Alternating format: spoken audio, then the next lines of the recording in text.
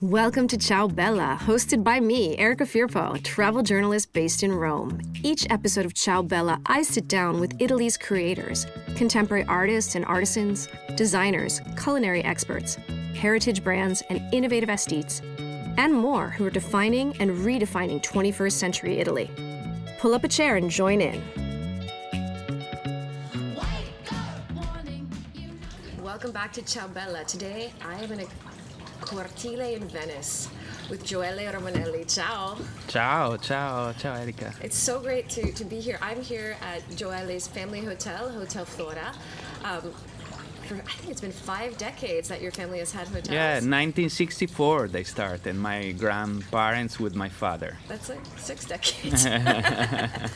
And you are a true Venetian. You grew up here. Yeah, I grew up right in this sort of triangle between San Marco, Santo Stefano, and Sant'Angelo. So it's like right in the heart of Venice. This is a jewel location. I love it because, you're right. We're so close to San Marco, but we can also quickly get, you're right by the traghetto that goes to Dorso d'Oro, to the Salute. Hotel Flora for me is like a piece, it's timeless, and it's like, in fact, this morning Darius and I were saying it is the best position because, I love coming to Venice for the Biennale. I love coming just for art, just for whenever I feel like it. And, here I can get everywhere where I need to go. And this is just one of 3 properties that you have. Yes, it is. So Hotel Flora, as I told you, started in 1964 with my grandparents and my father. And then in 20 years ago, with my wife, Heidi, we opened the Novecento, which is a small boutique hotel of 9 rooms, a sort of more eclectical guest house. And then the last project is Casa Flora, which was opened in 2017. And that's a project, the most contemporary project is a sort of, a fil rouge that took us from Hotel Flora, so the most tradition and old school hotel, to the most contemporary project that we started with a workshop in 2015 with architects with 3 different schools of architecture and design. Are they Venetian architects? No, there were 3. The architect is from Milan, but he was in UAV, so in the University of Venice. And the 6 students were of 3 different universities. One was the Parsons University, the other was the Domus Academy, and then the UAV in Venice. So 3 different universities. 6 guys most of them they never stayed in Venice before, and we started with a sort of experience. To create the workshop theme was just to create the ideal space for an ideal guest of Venice. So, when I came here, the first time I came here, I believe I stayed also in room 46 on the 3rd floor, which is really charming, and I was looking at the courtyard, and I'm a big reader, and one of my favorite books is a book called The Passion by Jeanette Winterson, and it's about Venice, and it's all that romanticism of Venice, which is exactly what this is, that romantic Venice that you've read in books and you dream about at Hotel Flora. And then you said, no, I gotta show you something. And you brought me down the little calle and across the street, and I come into Casa Flora, which, I'm thinking, okay, more romantic Venice, and instead it's contemporary, and, it's 21st century, and you were saying that the designer, each piece, you brought in Venetian artists, you brought in Venetian artisans. And it really speaks to today's Venice. Yeah, that's exactly that kind of route that we are doing with my wife, with my family, with all our staff, and just to try to be contemporary without forgetting the tradition, because that's where we come from. And that's how I learned to be in hospitality, to be a host. So I perfectly know, and I like very much to be in the Hotel Flora, to be at the front desk and to welcome our guests. as well as I really love to look, in a contemporary Venice, and how this city can be a future point for also for future generations. And the experience of Casa Flora was something that gave us also a sort of openness thinking about the possibility of being really a city of the future, because that's a sort of contradiction in Venice, that people don't expect usually to find something contemporary. Most of the people just think about Venice with a sort of iconic image of San Marco and the beauty of Venice, which is of course something primary. But after that, Venice is also a lot of different things about new projects, young people, small activities, handcrafts. New energy, because and that's what we are trying to tell every day, also with Inside Venice. Yeah, tell me a little bit about Inside Venice. So Inside Venice, we started Inside Venice like a sort of family blog. When we opened with Heibi 900, we realized that with the example of the Flora, we realized that people really loved authentic tips and to be helped to be introduced to the most authentic Venice. And for this reason, we thought about making a sort of family blog to inform our guests also previously, and to come to Venice a little bit more prepared about what they expected. And that was something that grew with us. So as soon as we started to think about the project of Casa Flora, Inside Venice was really a sort of how do you say, cappello, a sort of a main project to involve people, activities, and to start telling about the project of Casa Flora like the example of the most contemporary Venice. And so Inside Venice grew with us since the point that Inside Venice became a project with its own identity. And now what we are doing with Inside Venice is trying to tell to the world, to the people, what Venice is now, which is tradition and contemporary. Because Venice, as we were telling, is a mix of those two completely opposite, Well, you said it beautifully. You said it's a contradiction. And you were talking yesterday about that contradiction. It's tradition and it's contemporary. It's provincial and it's international. Exactly. That's Venice. As we were telling, is a place which is so small, and in the meantime so international. So so full of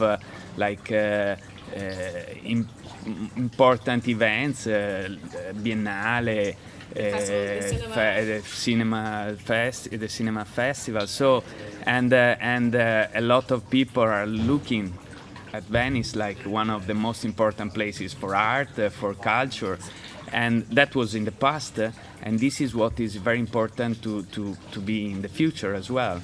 And now is very interesting because the last 2 years, so the pandemic years, I think they learned to us and to the world to look at Venice with new eyes. I think with more attention, because perhaps when all the world just saw Venice empty in all its empty beauty, they really were able to realize the real beauty and the real fragility on the same time of Venice. And perhaps this creates a sense also of responsibility of the of the world, not only of the Venetian, but of the world. And Venice, I think it's a world heritage, it's not a Venetian heritage. World, yeah. And for this reason, it's very important that the attention, the eyes are always on Venice and what is happening, and also the positive, except of the problems that we have, like a very unique city, a unique place in the world, but also at the good energy that is every day spent in Venice by people who are investing their efforts, their energies, their time in doing something in Venice. So it's not just Acqua Alta. I mean, I think a lot of people always reach out to me whenever they hear about Acqua Alta, and they know the alarms are going off, and they know the water's coming in, and they know that it's very destructive. But it hasn't disappeared. And in fact, what you're saying with Inside Venice and with Venice in general is and I love it, and I'm so happy. I was so happy when I met you, because it's more than this beautiful monument. It's you're promoting the future culture, which is the contemporary culture today. And I'd love for you, because you've shown me in the past 2 days and over the past few times that I've spent time with you, so many different amazing things that you show with Inside Venice. I'd love for you to talk a little bit about them. Thank you. I'm glad, because that's our intention, just to share exactly what we live daily in Venice. Something that, as I told you before, is unexpected most of the time, because our guests, when they come here, they really don't expect sometimes to find a deeper side of the city, which is the most authentic, and they are ready just to be, in the beauty. To be in San Marco, to be in Rialto, to see the Grand Canal, which is gorgeous and important. It's very important. It's beautiful, but once you realize that there is a deeper level, which is the real part of the city, which is the city made by the people who live Venice, who are doing things in Venice, who are just investing in their future.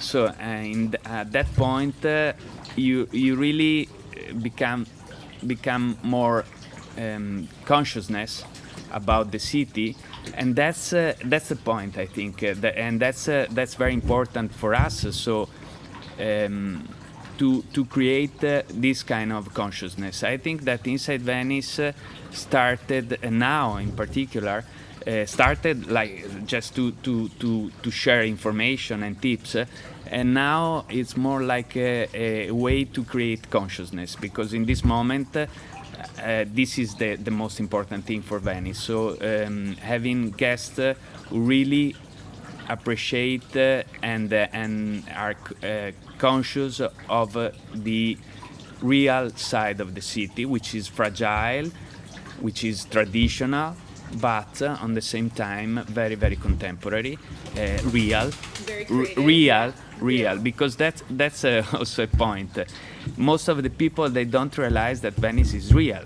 I mean, it's so beautiful, it's so unique that people remain astonished about the beauty, and they are not able to realize that is also something real. So what we are doing is exactly just to create this consciousness, and we are doing also with the actions, so supporting projects, supporting people who are investing in Venice, supporting also in a personal way, for example, with a project about we called Venice Plastic Free. So our effort is just to reduce the use of plastic, first of all in our houses, so in our hotels, but then also what we are trying to do is just to spread this idea in the rest of the city, and that would be also very easy because in Venice tap water is good, and just informing our guests about that, you can drink water, incredible, and it's also a very good water. And in Venice there are many fountains, And so what we thought something very easy and simple is just please use the fountains, refill your water bottles, and you spare a lot of plastic bottles. So it's a small action, but if you multiply this for all the visitors, becomes a big number. Exactly. Now, is it easy to find the fountains?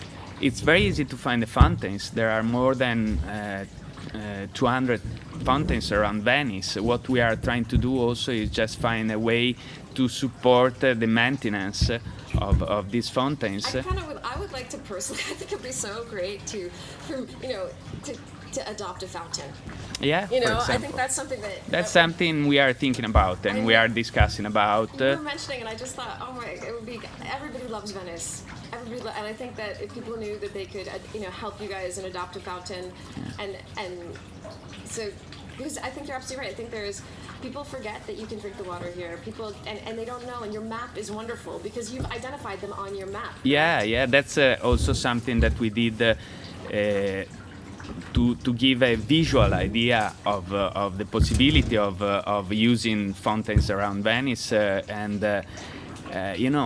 it's something so easy that we thought and realizing that people most of the time don't expect to find tap water in Venice, to find drinkable water in Venice. So they don't. For some reason, it seems like people just think that you can't. yeah. And it's great. It was so funny. Last night, my daughter said to me, our water bottle doesn't have any more water. We drank it all. And I said, you know that you can drink the water. And she said, no way. Joelle did tell us. I said, no, you did.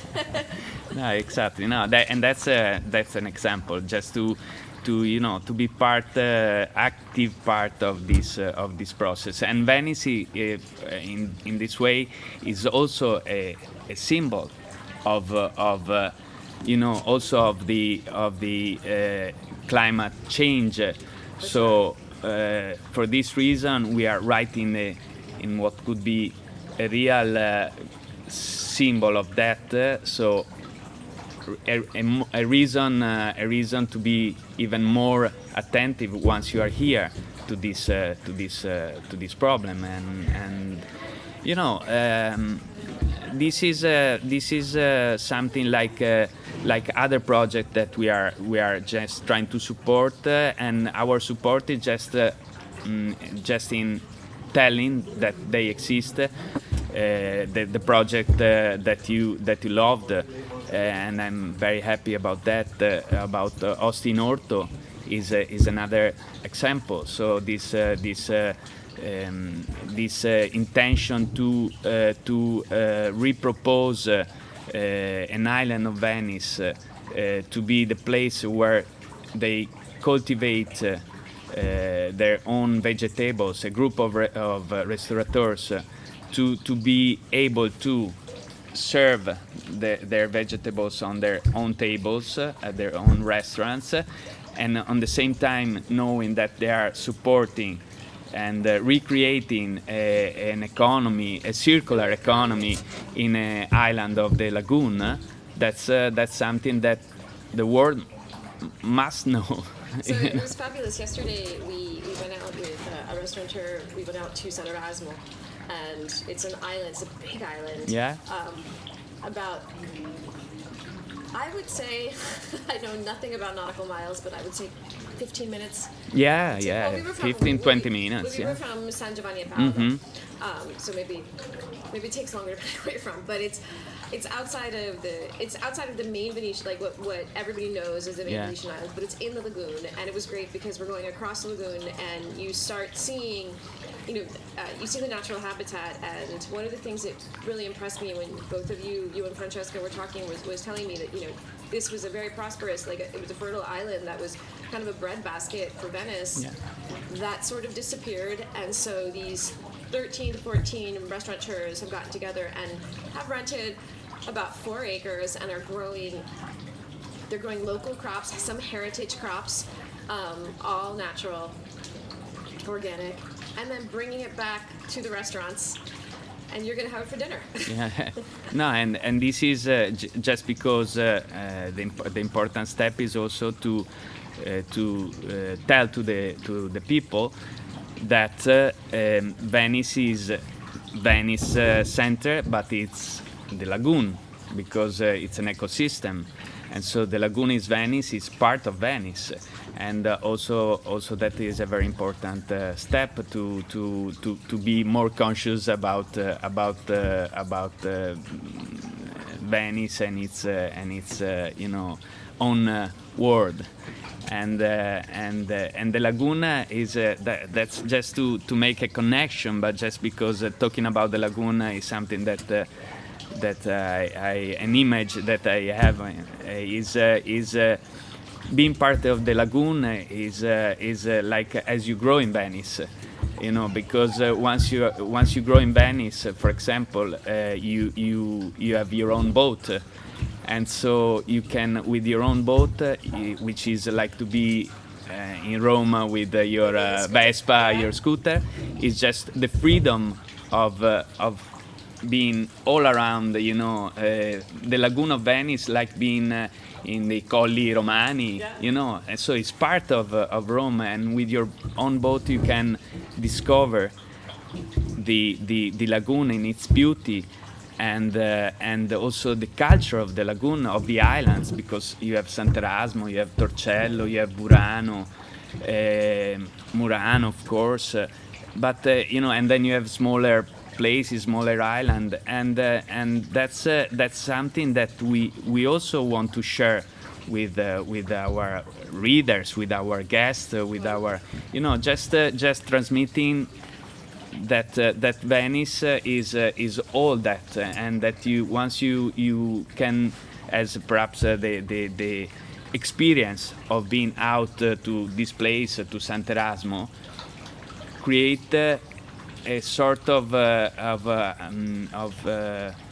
you know, of how do you say, appartenenza, A belonging. yeah, belonging to a place, even more, you know, because you see the whole place, you see that Venice, like the shape of Venice, is inside its own ecosystem, its own lagoon, and that's you know, something so special. And how they started to think about this project, which was crazy, you know, in the middle of a pandemic, when nobody's here, they said let's start planting and bring it all back to Venice. Yeah.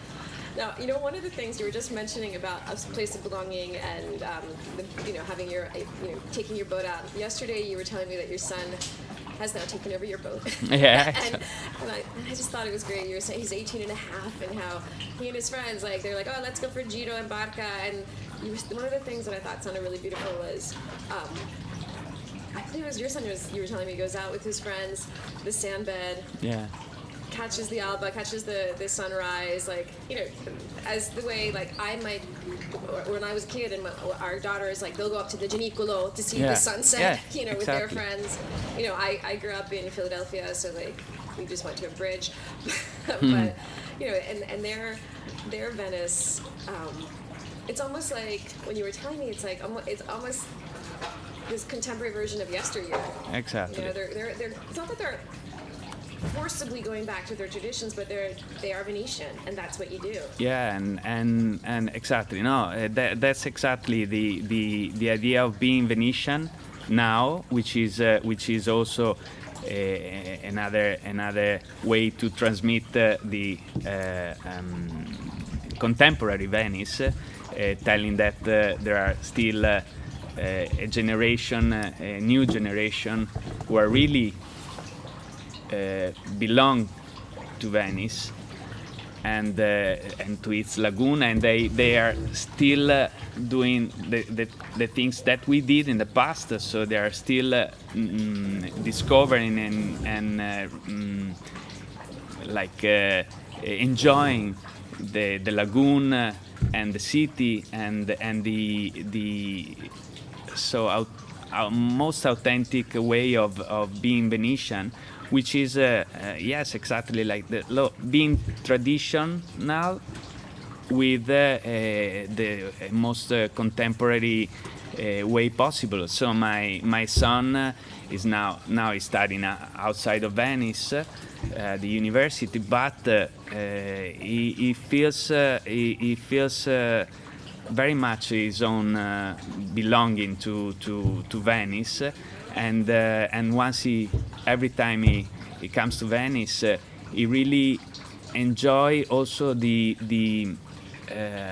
proudness of being Venetian, of being in a unique place, and this I think is the energy and the force that we have to respect and to save, and what is really our future. So having a new generation, perhaps even more conscious than our generation, to take over the heritage of the city. So create new Venetians, even more conscious than us. Also because the new generation, I think, is more conscious than our generation, and so this is a good point to start, and with a new vision. And I really hope in this passage, because I can see with my eyes how much linked the new generation is with the city and with its lagoon, with its ecosystem. So it's really a positive vision of Venice, but I want to have this kind of vision, accept all the problems, but that's not only Venice, that's the world. Every city. Exactly. And and people, talking about Rome. So Rome is also a unique place in the world, but is seen like a city. So it's seen like a real city as well. Yeah. And that's why if you're at Nice, you don't expect perhaps to hear that the young guys are with their own barchino around the lagoon, and that's their way of being free. Yeah. Or like, you were saying, we were talking yesterday about how the kids play in the campo, by themselves. Parents just go out in your campo, play. This morning I was taking a walk, and I saw these kids playing hide and seek with their parents on their way to school in the grembiule, which made me so happy. I love the grembiule. When you go to Italian public school, in elementary school, all kids wear the same apron kind of dress, which is awesome. And yesterday when I met you, I met you just after you were at a colloquium for your daughter. I met you at your daughter's high school. And I think this is really important for people to know that, and I think that's what Inside Venice is. It's sharing what the contemporary Venice, which are kids running around, going to school, teenagers on their bikini going all over the place, and then, Venetians who are reinvesting in Venice.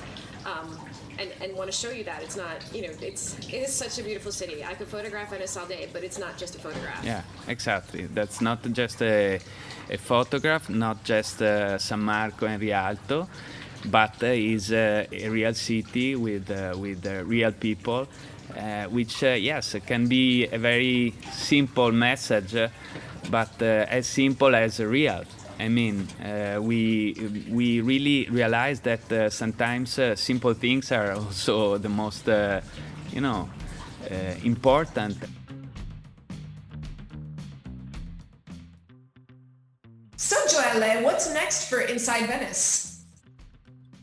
Well, Erica, now what we want to do with Inside Venice is just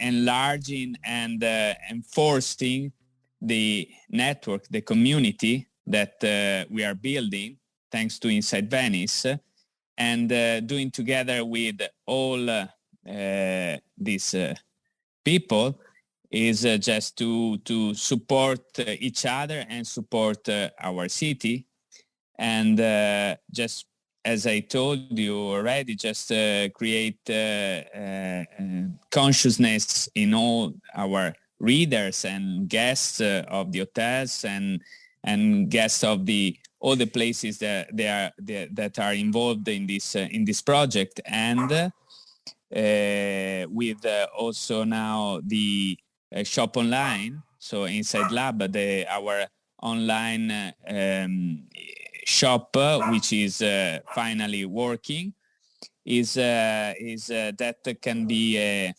window just where we can show to the people the best of our city. So where we are collecting all the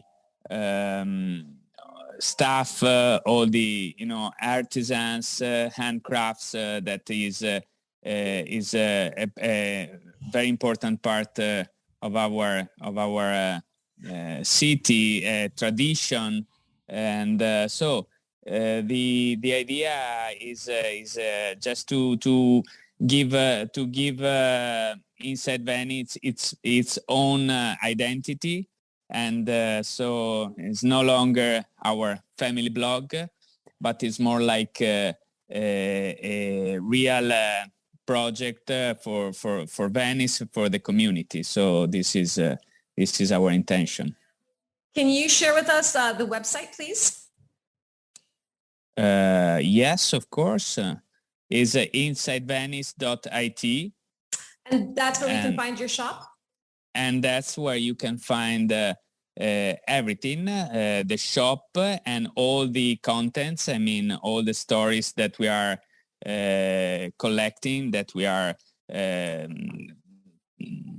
working on. And the important thing is that the shop is the consequence of our stories. So what we sell is not just because we want to sell, but because behind there's a story, there's a person, there's someone who really still work for Venice, in Venice, and so that's the most important thing.